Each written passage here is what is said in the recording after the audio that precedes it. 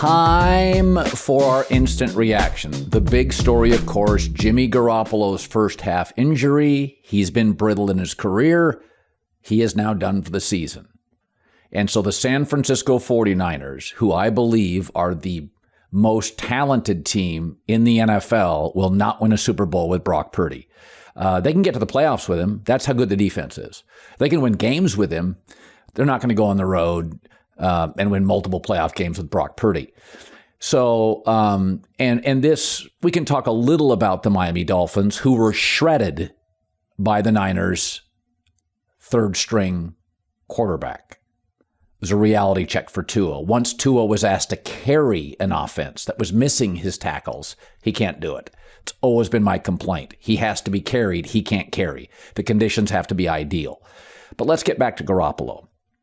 So this takes the Niners out of the Super Bowl window. It's a good news, bad news. It creates clarity. The bad news is you're not going to win the Super Bowl. But the good news is it is now going to be a Trey Lance, Brock Purdy franchise going forward, or Tom Brady. Those rumors will heat up. You can move off Garoppolo now. There was so much indecision. It was, we asked this, what do you do with Jimmy Garoppolo? Before the season started, I said about the Niners, they're the most interesting team in the league. What do you do? Well, now you have clarity. The big concern with Jimmy is injuries, and he's more Dak Prescott than he is Aaron Rodgers or Mahomes. He's got to kind of be carried, but he's accurate. He's good in big games. Sometimes he's good enough, I believe, to win a Super Bowl. But now when you stack up his career, you add another injury to it, you got to move off him. So he's brittle. You got to move off him. It's okay. Somebody will pick him up. A Tampa, if they lose Brady, will pick him up. The New York Giants, if they're moving off Daniel Jones, will pick him up. You sign him to a 2-year deal. It's not that financially punitive. You pay him $20 million a year. Because of the injury, he's not going to get much on the market. And so you can get him for the cheap. The Giants could win a bunch of games with him as you draft another quarterback if you choose to move off Daniel Jones. But it does create a definitive plan going forward.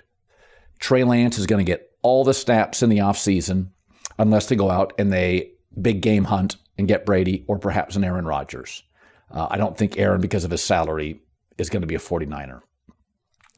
The Niners are really good. This is an all-time defense. This team is so fast at linebacker, so good on situational third downs because of Bosa's pass rush. Pro Bowlers at corner, secondary. They just made Tua look incredibly small. If you take out the opening play, the schemed touchdown on a slant, he had one over-the-top throw all day to Tyreek Hill, who was wide open. The Buffalo Bills are the number one team, again, in the AFC at this very moment, number one seed.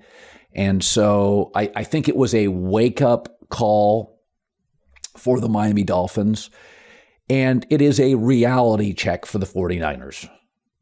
Go get Brady, or it's Trey and Brock Purdy, who, by the way, Trey Lance, Brock Purdy, kind of similar. Move a lot, not elite throwers, hard workers, little playmaker in them. Looks like some limitations throwing the football. Lance has a strong arm, struggles with accuracy. Purdy doesn't have that terribly, that strong of an arm, but he's fairly accurate. But the Garoppolo injury it's over. There'll be a market for him. Tiny, but there'll be a market for Garoppolo. Listen, Sam Darnold wins a couple more games with the Panthers.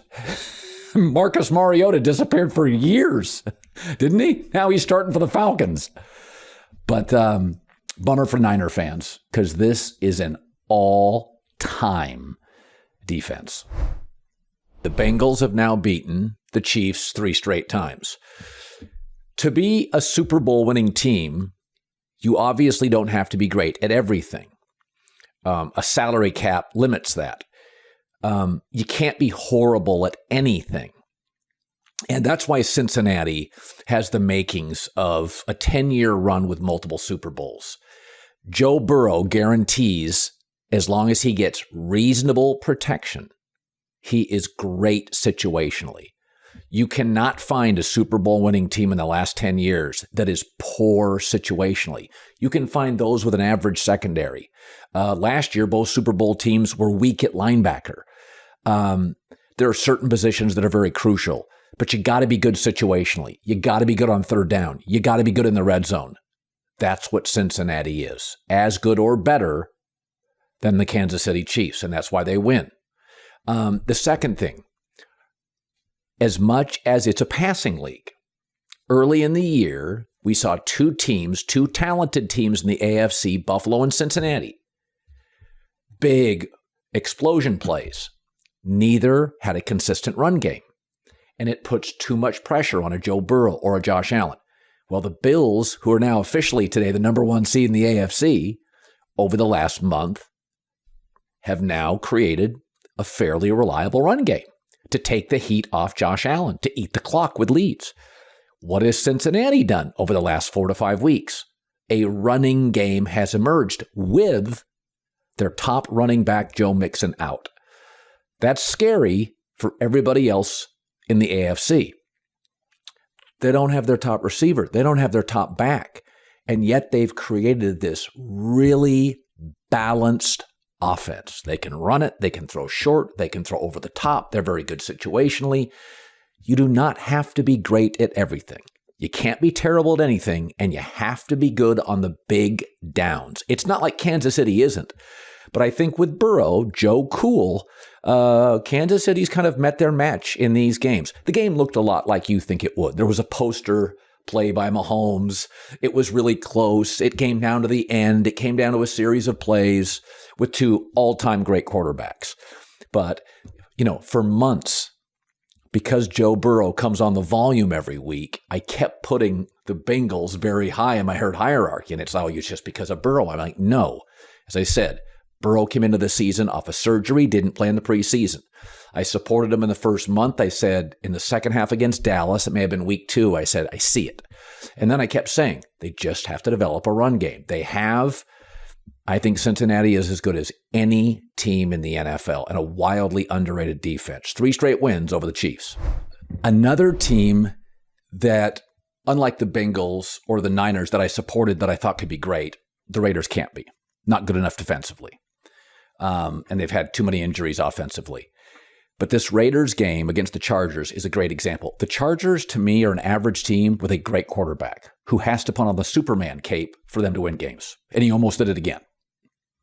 But when the Raiders were flailing, I said, ask yourself this. Are they competitive? Yep, they kept losing one-possession games. And I haven't defended the Raiders much for 10 years. But I said, are they competitive? Are they playing with passion, heart? Yes. I said, they're not going to keep losing all those one-score games. The Raiders are going to turn it around. The second thing, and this was what really concerns me about the Chargers. They have a defensive head coach. He's in his second year. They're 25th in defense. They can't stop the run. They're terrible against the run. They don't create turnovers. So where are the fingerprints of Brandon Staley for the Chargers on this defense? I don't see it yet.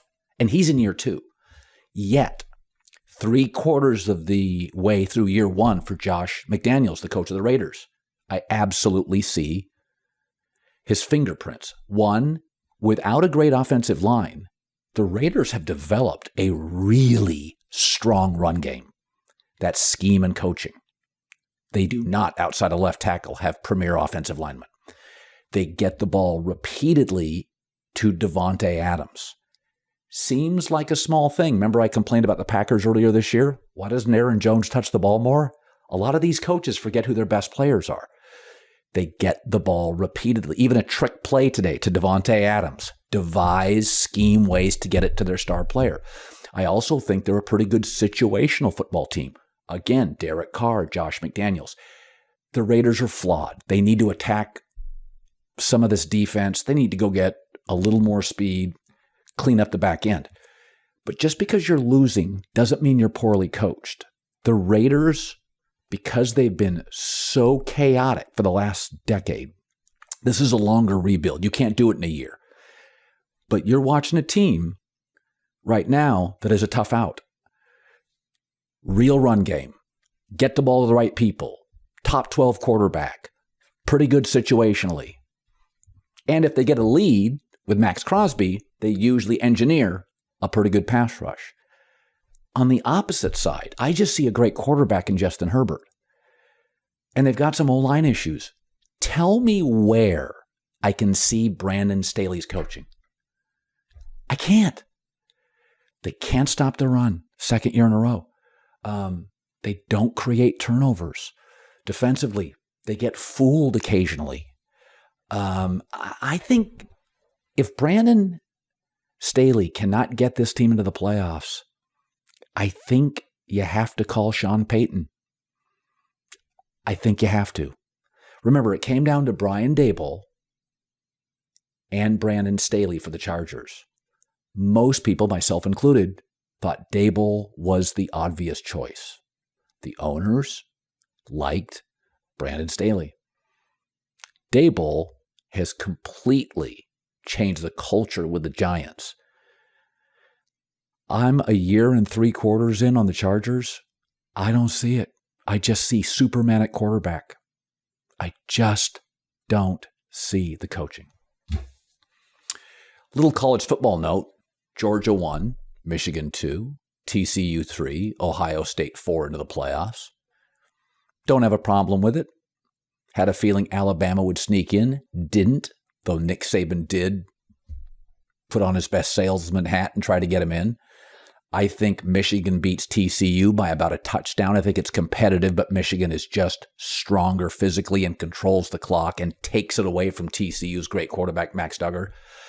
And I think Ohio State plays their arse off and gives Georgia a real game. Ohio State was humiliated by their rival Michigan. They have been told now how soft and weak and finesse they are.